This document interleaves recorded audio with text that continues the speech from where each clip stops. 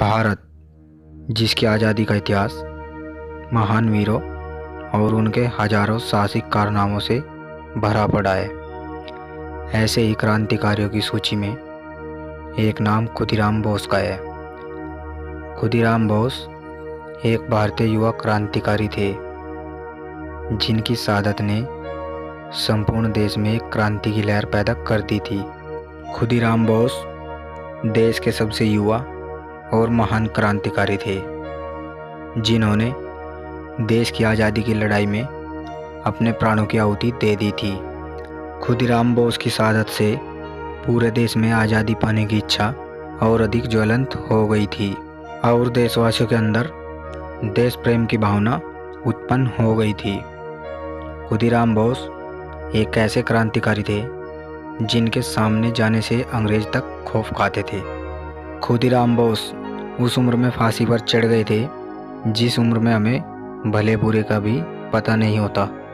वे अंग्रेजों की हुकूमत को समाप्त करने के लिए मात्र 19 साल की उम्र में ही फांसी पर चढ़ गए थे।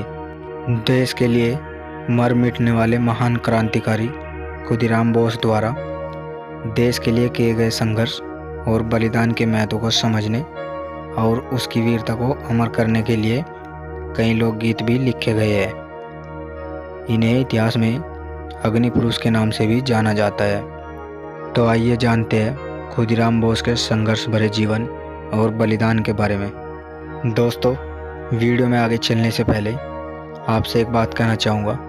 अगर आपने अभी तक हमारे चैनल को सब्सक्राइब नहीं किया है तो आप सबसे पहले हमारे चैनल को सब्सक्राइब कर ले, और अगर वीडियो आपको अच्छी लगे तो आप हमारी वीडियो को लाइक और शेयर ज़रूर कर ले। खुदीराम बोस का जन्म 3 दिसंबर सन 1889 ईस्वी को मिदनापुर जिले के हबीबपुर गांव में हुआ था, जो पश्चिम बंगाल में स्थित है। उनके पिता का नाम त्रिलोक्यनाथ बोस और माता का नाम लक्ष्मी प्रिया था। बचपन में ही खुदीराम बोस के सिर से माँ बाप का साया उठ गया था, जिसके बाद बड़ी बहन ने उनकी परवरिश की। खुदीराम बोस ने अपनी शुरुआती पढ़ाई हैमिल्टन हाई स्कूल से की थी। खुदीराम बोस के मन में बचपन से ही देशभक्ति की भावना थी, इसलिए उन्होंने स्कूल के दिनों से ही राजनीतिक गतिविधियों में हिस्सा लेना शुरू कर दिया था। साथ ही वे उस दौरान ब्रिटिश हुकूमत के खिलाफ होने वाले आंदोलनों में शामिल होने लगे थे। खुदीराम भी अपने शहर के उस युवा वर्ग में शामिल थे जो अंग्रेजी हुकूमत को उखाड़ फेंकने के लिए आंदोलन में शामिल होना चाहते थे। खुदीराम प्राय अंग्रेजी साम्राज्यवाद के खिलाफ होने वाले जलसे और जुलूसों में शामिल होते थे तथा वे नारे भी लगाते थे। उनके मन में देश प्रेम इतना कूट कूट कर भरा था कि उन्होंने 9वीं कक्षा के बाद ही पढ़ाई छोड़ दी थी और देश की आज़ादी में मर मिटने के लिए जंग आज़ादी में कूद पड़े थे। साल 1905 में ब्रिटिश सरकार के खिलाफ बंगाल विभाजन के विरोध में चल रहे आंदोलनों में खुदीराम बोस ने अपना पूरा समर्थन दिया और इसके बाद उन्होंने खुद को पूरी तरह स्वाधीनता आंदोलन को समर्पित कर दिया। उसके बाद आज़ादी की इस लड़ाई में सबसे शक्तिशाली युवा और क्रांतिकारी के रूप में उभरकर सामने आए। उस समय देश के कई युवाओं के प्रेरणा स्रोत भी बने। इसके बाद वे पहले रिवॉल्यूशनरी पार्टी में शामिल हुए। साल 1906 में जब खुदीराम बोस अंग्रेजों द्वारा बैन मैंगनीज सोना और बांग्ला बांट रहे थे, तब उन्हें ब्रिटिश पुलिस अधिकारियों ने गिरफ्तार कर लिया। हालांकि उस समय खुदीराम बोस अंग्रेज अधिकारी को घायल करके भागने में कामयाब रहे। इस घटना के बाद साल 1907 में उन्होंने पुलिस स्टेशनों के पास बम ब्लास्ट किए, डाकघरों को लूटा, अंग्रेजी अफसरों पर हमले किए और तमाम अन्य क्रांतिकारी गतिविधियों को अंजाम दिया, जिसके बाद उन पर राजद्रोह का केस चल गया। लेकिन नाबालिग होने की वजह से उन्हें बाद में छोड़ दिया गया।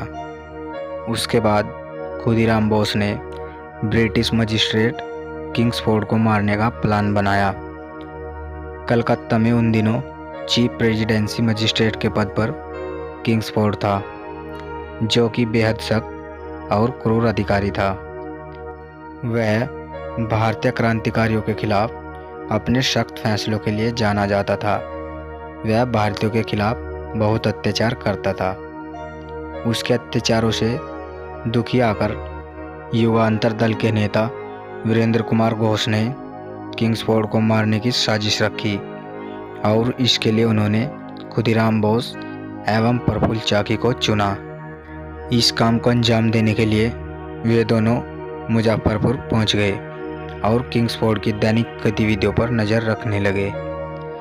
फिर 30 अप्रैल 1908 में खुदीराम बोस और प्रफुल्ल चाकी ने जब रात के अंधेरे में किंग्सफोर्ड जैसी एक बग्घी सामने से आती देखी तो उस पर बम फेंक दिया।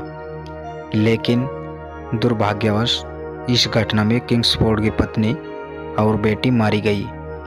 लेकिन खुदीराम बोस और उनके साथी ने यह समझ लिया कि किंग्सफोर्ड मारा गया, इसलिए आनन फानन में दोनों क्रांतिकारी घटनास्थल से भाग गए। इस घटना के बाद खुदीराम के साथी प्रफुल्ल चाकी को ब्रिटिश अधिकारियों द्वारा घेर लिया गया, जिसे देख उन्होंने खुद को गोली मारकर अपनी शहादत दे दी।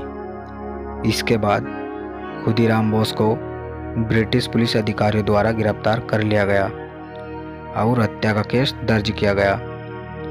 गिरफ्तारी के बाद भी खुदीराम बोस अंग्रेजी अफसरों से नहीं डरे, बल्कि उन्होंने किंग्सफोर्ड को हत्या करने के प्रयास का अपना अपराध कबूल कर लिया, जिस कारण इस युवा क्रांतिकारी को 13 जुलाई साल 1960 में कोर्ट द्वारा फांसी की सज़ा का ऐलान किया गया और फिर 11 अगस्त 1908 ईस्वी को इस निर्भीक क्रांतिकारी को फांसी के फंदे से लटका दिया गया।